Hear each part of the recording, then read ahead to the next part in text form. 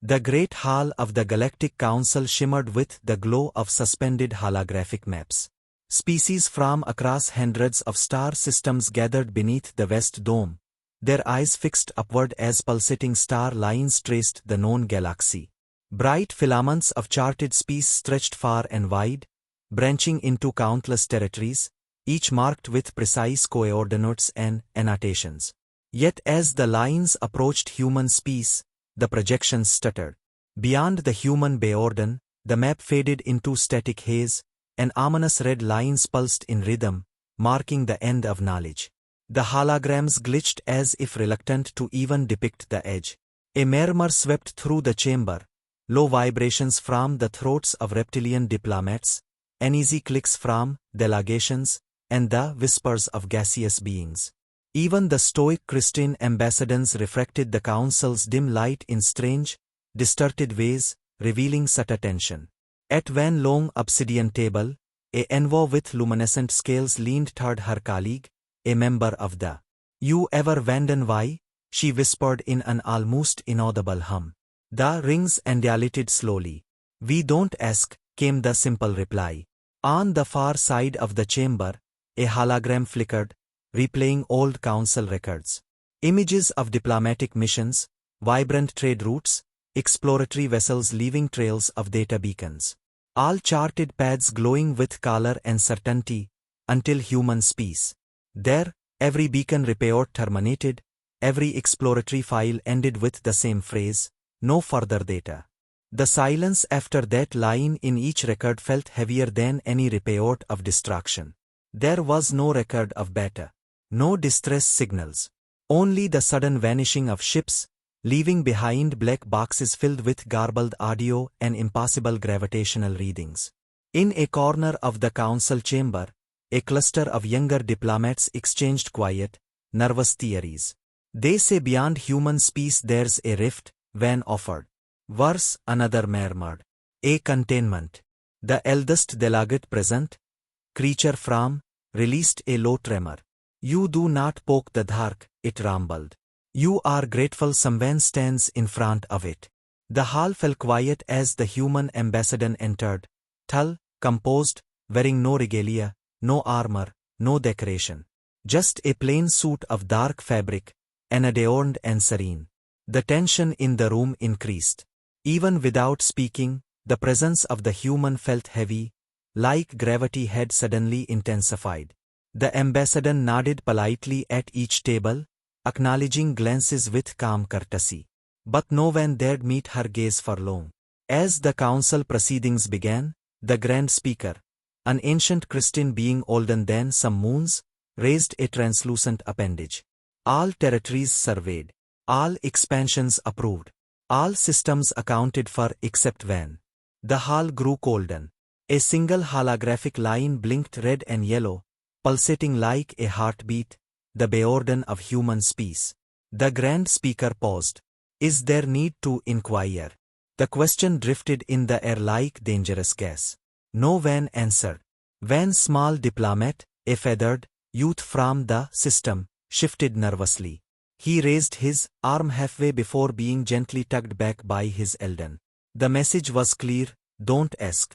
No species ever asked. They accepted the word, the line beyond which knowledge was neither offered nor desired. The human ambassador smiled faintly but said nothing. Her silence seemed to echo louder than words. Delegates coughed, adjusted their breathing apparatus, shifted in their seats. Questions swirled in everyone's minds, yet not one dared to vocalize them. Reports from lost ships flickered briefly on side screens, fractured audio logs filled with static, strange whispers in unknown tongues, and once, the faint sound of laughter distorted by distance and chaos. The assembled council members glanced at each other, silently agreeing that curiosity had limits. Minutes passed. The Grand Speaker continued with other agenda items, yet the weight of the unspoken question lingered in every glance, every hesitation. The meeting adjourned, but none of the delegates left immediately. Instead, they sat, each species absorbed in its own version of the same thought. What could possibly lie beyond that red boundary? And more importantly, Why did the humans smile when they looked at it? The human ambassador rose slowly, inclined her head to the grand speaker, and strode calmly from the chamber. Her departure felt like a pressure valve releasing. Conversations slowly resumed, but they were softer now, tinged with caution. In private corners, whispers bloomed once more. Some believed it was forbidden knowledge. Others thought humans had discovered something so terrible they chose to guard it alone. But in the deepest part of every alien mind sat the same chilling certainty. The galactic map didn't end at human space by accident. It ended there by design.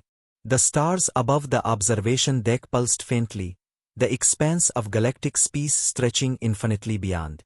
Captain Rhys Teller of the Explorers stood with arms folded, eyes fixed on the edge of the navigational display.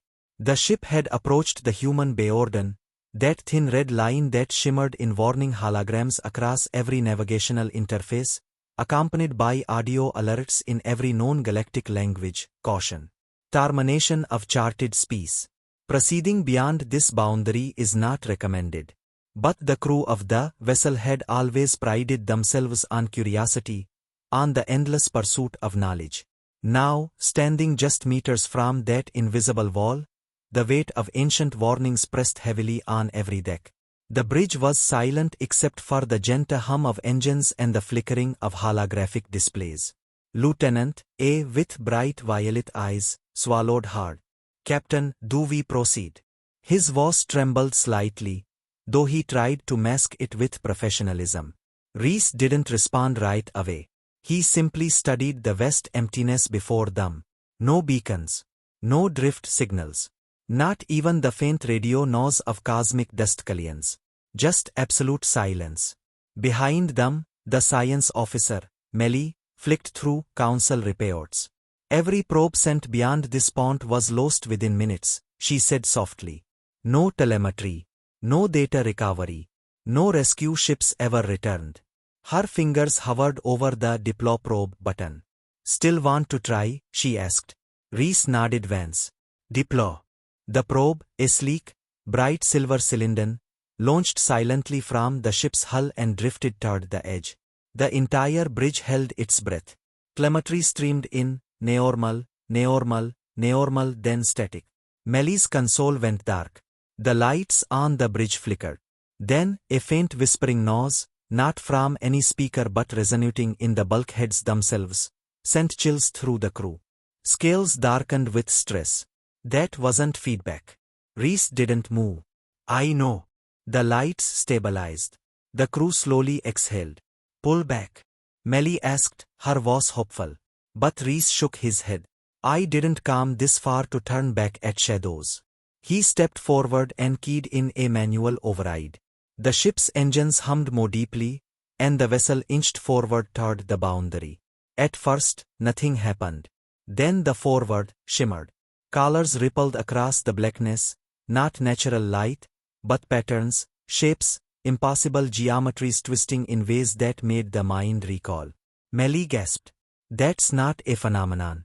That's deliberate. The patterns pulsed like signals. Like a warning, or an invitation. Hand hovered over the engine cutoff. Captain, this doesn't feel right. But Rhys pressed forward. The ship crossed the red line, and for a moment, it felt like the universe itself inhaled. Gravity fluctuated, subtle at first, then enough to make their bodies feel weightless. Alarms chirped and failed. The power flickered again, and this time the whispering returned. Louder, clearer, almost words but not quite. The crew began to feel pressure in their skulls, as though knowledge too vast, too old, pressed against their consciousness. Clutched his head.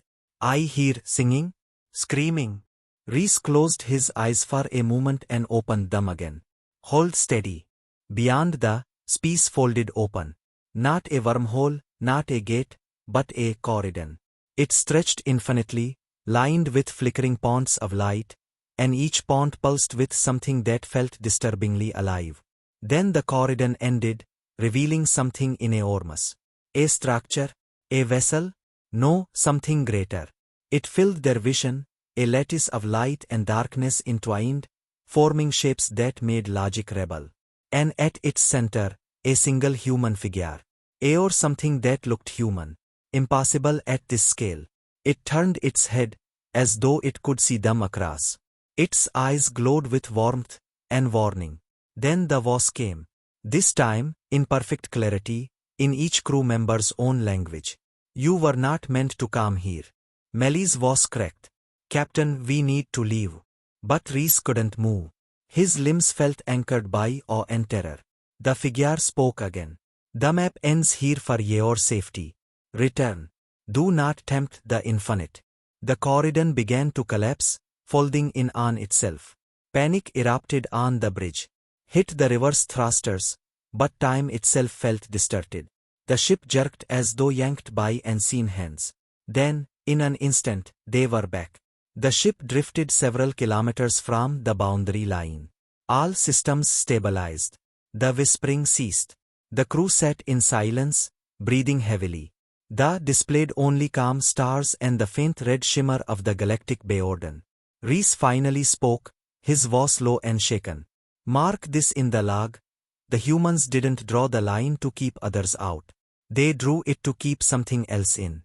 The west chamber of the Galactic Assembly was more silent than it had ever been. Thousands of delegates from every known star system sat rigidly in their ornate seats, eyes fixed on the colossal holographic display that hovered in the center. It pulsed with warnings, fractured data streams, and impossible geometric shapes, the recorded footage from the vessel's unauthorized crossing beyond human space. Some delegates whispered in disbelief, others sat frozen, unable to comprehend what they had seen. The ship's sensors had captured only fragments, but what little survived was enough to unsettle civilizations that had once believed themselves masters of the stars. At the center podium, Grand Speaker Wheeler of the Dominion tried to steady his voice. These recordings were extracted from the craft after emergency recovery. He paused, the weight of uncertainty pressing on him. The crew survived, but they do not remember crossing the boundary. Only whispers and images that do not belong to any known reality. His long, luminous tendrils flicked nervously. It is now undeniable. The map does not end at human space by human choice. It ends because something beyond chooses for it to end. A low murmur rippled through the chamber. The oldest civilizations, those who had recorded galactic history before humans even walked upright, shared uneasy glances. The delegates of the hive clicked in anxious patterns. The Christian beings of the conglomerate dimmed their glow in fear. Only when delegation sat in unflinching silence, the humans. Ambassador Elena Carter, dressed in simple navy attire with no ceremonial armor, stood alone at her assigned platform. Her expression was calm, but her eyes held the weight of secrets. The Grand Speaker turned toward her. Ambassador Carter, will humanity explain this boundary? Will you tell us what lies beyond? All eyes shifted toward her. The room held its collective breath. Elena stepped forward, her voice soft but resonant. We cannot explain fully, not because we will not, but because we cannot. She let that hang in the air before continuing. Long before humanity joined the galactic community, our explorers reached something. They never returned. Their final transmissions were filled with madness and sorrow. She paused, choosing her words carefully. We learned the hard way that beyond a certain point, space does not belong to matter, nor energy, nor time as we know it. It belongs to something olden, something awake. Delegates shifted uncomfortably in their seats. The hologram flickered again, showing the corridor of impossible light the ship had encountered. Shapes that had to look at twisted in rhythmic patterns. Elena's voice remained steady. We built that boundary as a message, not a wall. A message to ourselves and others. Do not seek what does not wish to be found. An outraged voice erupted from the delegation. So you claim ownership of danger? You dictate where knowledge must end. Elena turned her gaze toward them without anger. We claim no ownership. We draw warnings in bright colors so no one need suffer what we have suffered. We do not dictate. We caution. The tension in the chamber grew thicker. Another delegate, from the towering species, spoke with suspicion. If these entities beyond human species are real, why have they not come for us? Why have they not invaded? Alena exhaled slowly. Because we do not matter to them, unless we trespass. Her voice softened. And because they are not creatures in the sense we understand. They are the breath between stars. The thought between moments. Their existence is not invasion, it is observation. They watch, they wait, and they warn. A heavy silence fell once more. The assembly was not used to mysteries without solutions. Science, exploration, conquest, these were the pillars of civilization. But here was something beyond pillars. Something beyond reason. Finally, Grand Speaker Wheeler asked the question that trembled on every tongue. Are they gods? Alena looked up at the vast hologram swirling with alien symbols. Her voice was quiet. No, not gods.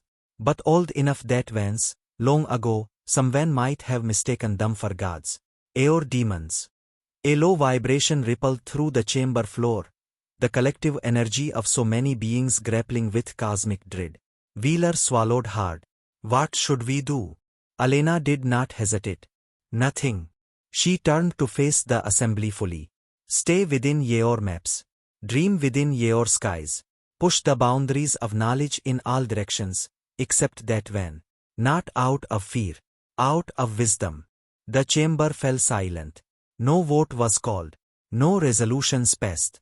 The galactic community, for the first time in living memory, collectively agreed without words. Some doors were not meant to be opened. Some maps were not incomplete. They were finished exactly where they ended.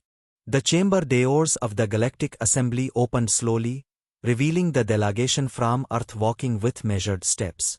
Ambassador Alena Carter led them, her expression serene yet solemn, flanked by commandants and advisors who bore the same gravity.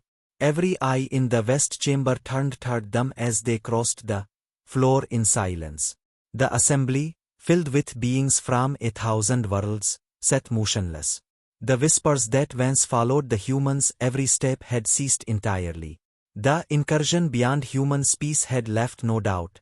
Humanity's warnings were real. Yet, in the silence that followed revelation, fear had transformed into a deeper question.